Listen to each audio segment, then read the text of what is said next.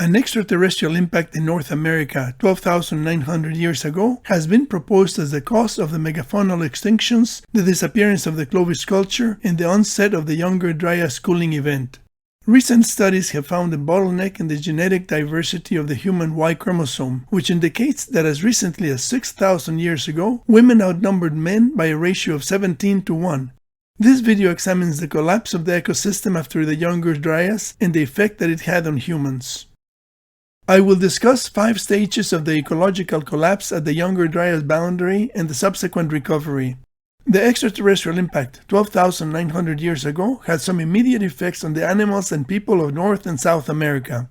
The onset of the Younger Dryas cold event affected the whole planet with colder than usual weather for 1,300 years. The survivors became isolated in areas where there were sufficient resources to sustain life. When the ecosystems recovered, renewed interaction became possible between the groups that had been isolated. We will examine these stages in more detail by trying to correlate geological and genetic data with historical accounts. Many scientists still dispute that an extraterrestrial impact was the cause of the extinction in North and South America. Some still propose that overhunting by the humans who colonized America and climate change caused the extinctions. However, a large platinum anomaly in the wide field of impact microspherules provides strong evidence that the Earth was hit by an extraterrestrial object 12,900 years ago. The secondary impacts of glacier ice chunks ejected by the extraterrestrial impact on an ice sheet created the Carolina Bays and Nebraska rainwater basins and simultaneously killed the megafauna in a large area from the Rocky Mountains to the east coast of the United States. The Carolina Bays and the Nebraska rainwater basins are shallow elliptical geological depressions with raised rims whose major axes converge by the Great Lakes.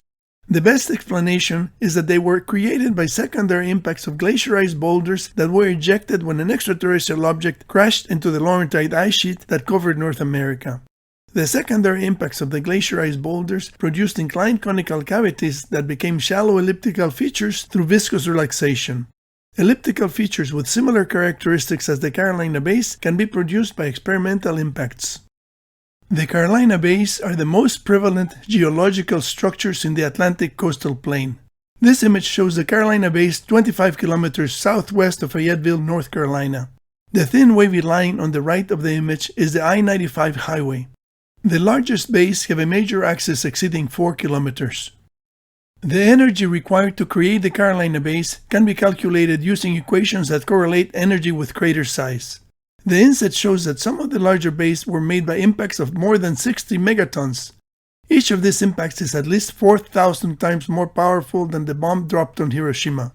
The saturation bombardment by glacier ice pieces that made these scars was fatal to the megafauna that inhabited this region.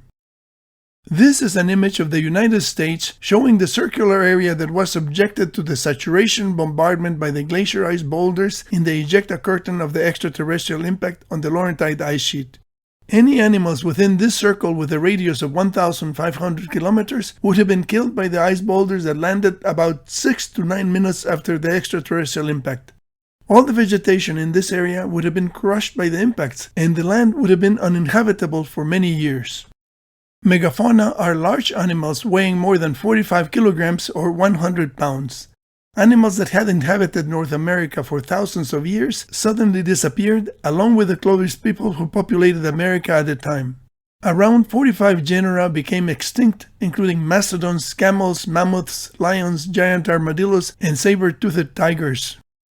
South America also suffered the megafaunal extinction around 12,900 years ago.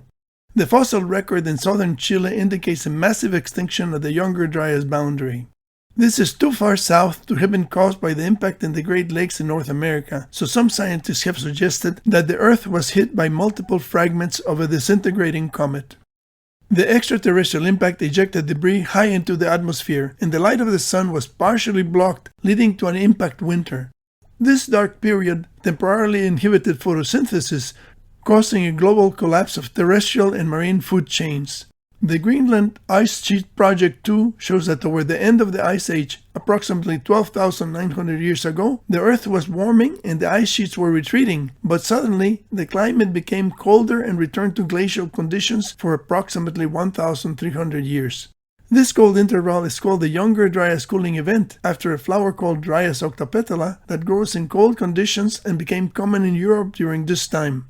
The cold interval is more recent, or younger, than other cold events during the Ice Age. The onset of the Younger Dryas cold event was abrupt and extreme. The average global temperature dropped 8 degrees Celsius within 200 years of the extraterrestrial impact. The ecosystems collapsed, but the effects varied by region. The cold ambient temperature caused a shift in the human subsistence from harvesting to hunting and fishing. The rivers and the sea still provided sources of food. Some people became nomads and followed animal migrations to survive. The nomadic lifestyle did not make it worthwhile to establish permanent settlements. Temperate zones away from the extraterrestrial impact site recovered sooner from the effects of the cold weather. We can get an idea of the suffering of the humans who lived during the Younger Dryas by looking at what happened during the Little Ice Age in the 14th century. This was just a drop in average temperature of less than half a degree Celsius, but it led to crop failures, epidemics, and famine. The resulting social instability also triggered conflicts and war. The sea level rose 120 meters during the last 20,000 years. This chart from the U.S. Geological Survey shows the meltwater pulses. I put some vertical lines to indicate the Younger Dryas boundary 12,900 years ago at the time of the extraterrestrial impact, and the start of the Holocene epoch 11,600 years ago, which marks the end of the Younger Dryas cooling event 1,300 years later. Notice that during the Younger Dryas cooling event, the sea level rose by 17 meters. This means that the survivors of the extraterrestrial impact had to cope with colder climate as well as with a landscape where the seashores were always changing. The conditions of genetic survival depend on having reliable food sources and a large group.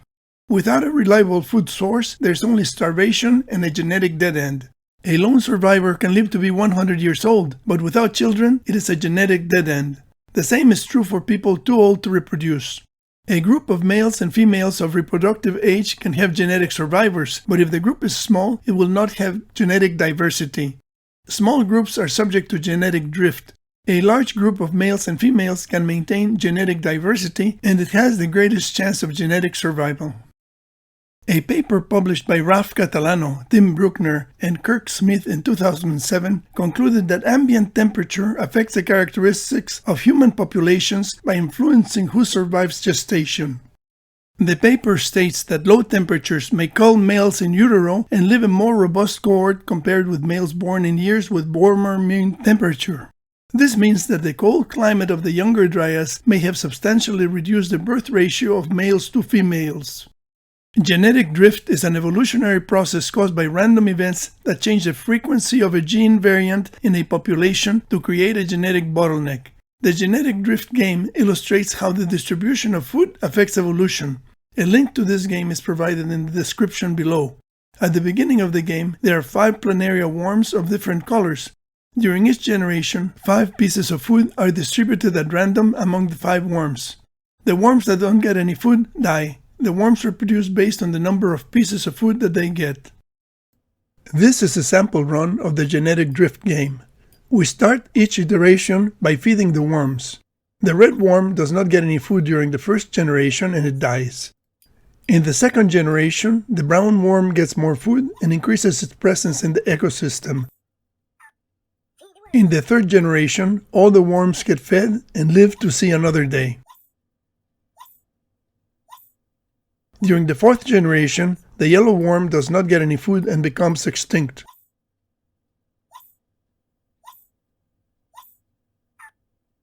The green worm starves during the fifth generation.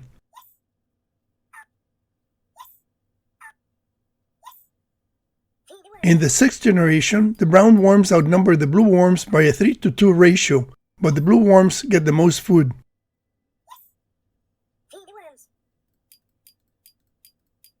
By the seventh generation, the blue worms are the only survivors.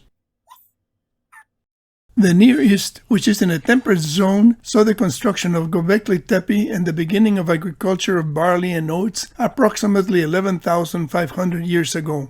By 10,000 years ago, sheep, goats, and cattle were being domesticated in regions that had stable grasslands. During the period from 10,000 years ago to 5,000 years ago, the global temperature warmed further and became more stable. Glaciers receded and the climate became suitable for cultivation. During this 5,000-year period, the sea level rose by about 42 meters due to meltwater pulses 1b and 1c.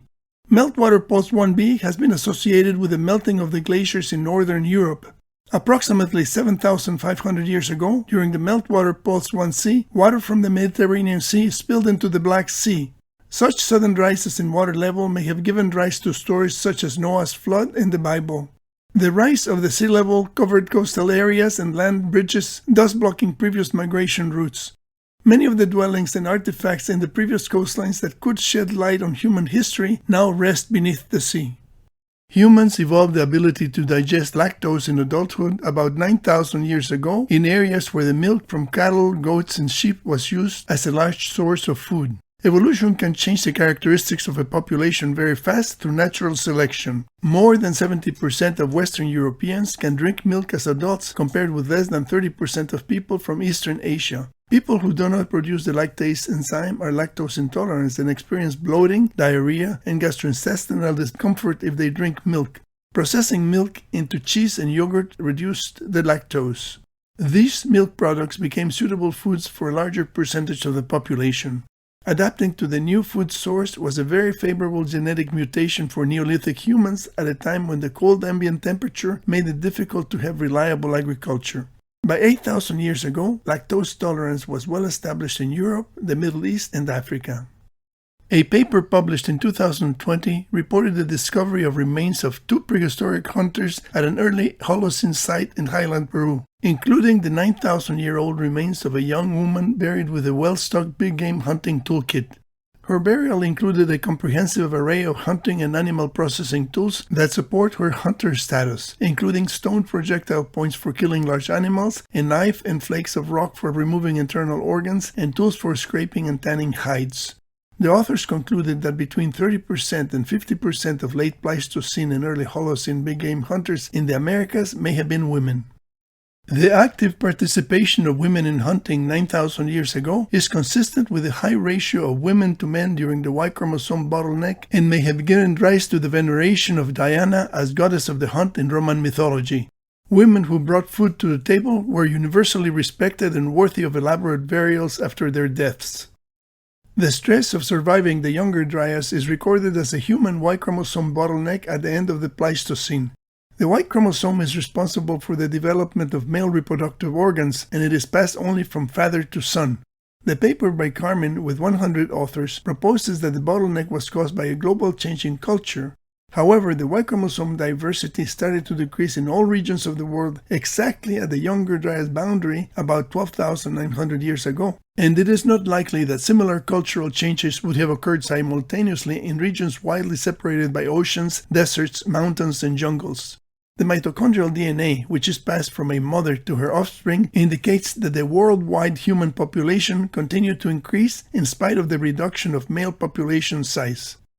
The difference in effective male and female population means that approximately 6,000 years ago, during the minimum of the Y-chromosome bottleneck, there were 17 females for every male. This graph also shows a smaller bottleneck 55,000 years ago, when there were 6 females for every male. If the male-to-female birth ratio had remained at 1:1 after the Younger Dryas, the cultural changes proposed by Carmen would have involved the culture of killing about 90% of the male descendants of each generation to maintain the 17:1 female-to-male ratio on a global scale for several thousand years. It is more plausible that natural selection caused by the cold ambient temperature was responsible for the skewed birth ratio. The continued increase in human population, in spite of the large ratio of females to males, can be explained if the males were able to mate with multiple women so that the total number of births would compensate for the reduced number of male births. The Y-chromosome data has enough temporal resolution to show that the Near East and Caucasus region, in orange, recovers starting about 7,000 years ago, which is at least 1,000 years before other regions. At this time, humans started using copper tools. This is followed by recovery in Southeast and East Asia in blue, and then by South Asia in green. The domestication of horses and the start of the Bronze Age coincide with the time when Europe, in yellow, reaches the lowest effective population size at around 5,500 years ago. The effective population of Europe has 1,000 years of genetic stagnation before diversity increases again 2,000 years ago. Siberia loses genetic diversity until 1,000 years ago, when it experiences a rapid rise in effective population size.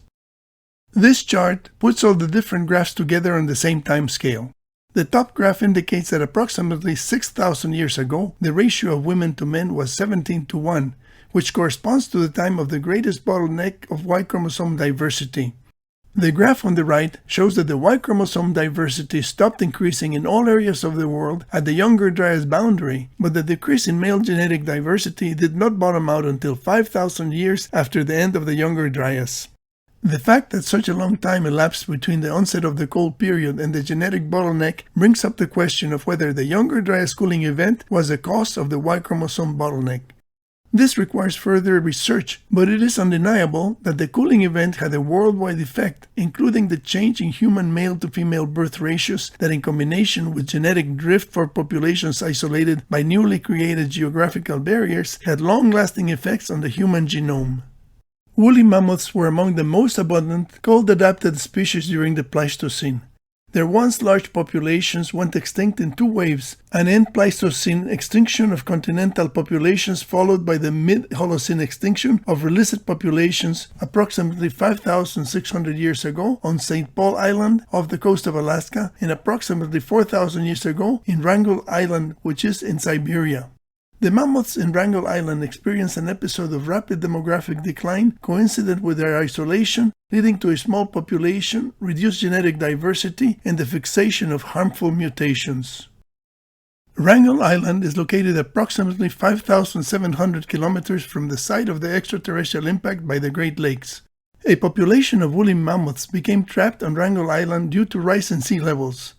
This population was so isolated and so small that it didn't have much genetic diversity.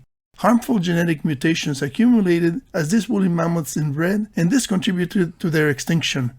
This is an example of what probably happened to human populations that became isolated after the Younger Dryas cataclysm and the floods that followed.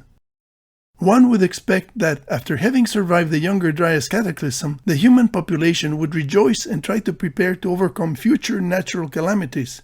But no, the encounters of the people that had been separated by natural boundaries generally resulted in wars.